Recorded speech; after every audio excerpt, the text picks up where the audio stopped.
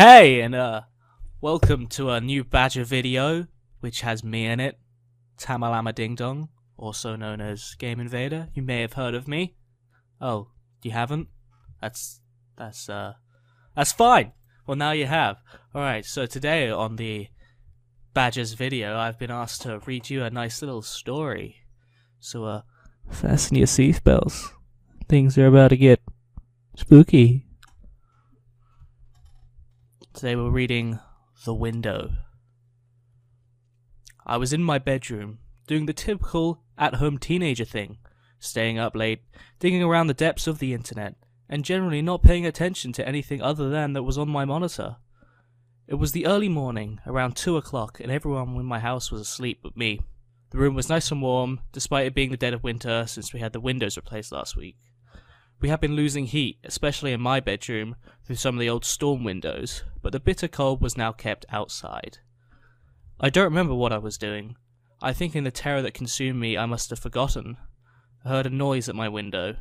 Not the sound of a bug flying into it, or the shrubs brushing against it. No, this was an odd noise. A thumping noise. Something I had never heard before. I didn't think anything of it initially.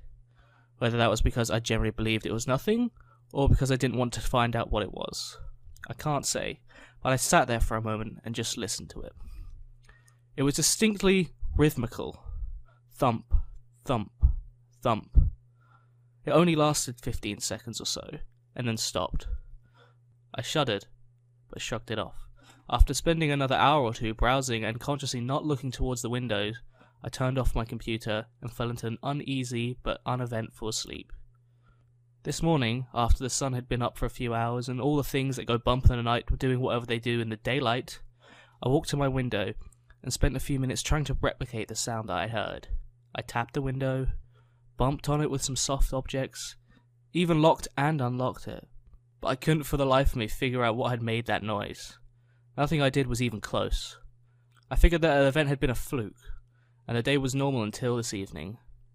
My dad arrived home from work at the usual time, and he decided that the house was too stuffy, so he came into my room and went to open the window. We're in Texas, so winter evenings are sometimes very comfortable, as was the case today.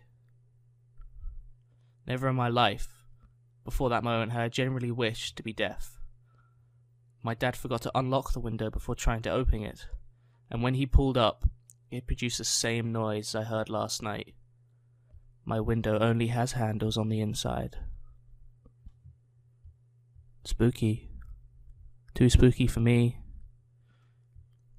And that was the story, boys and girls.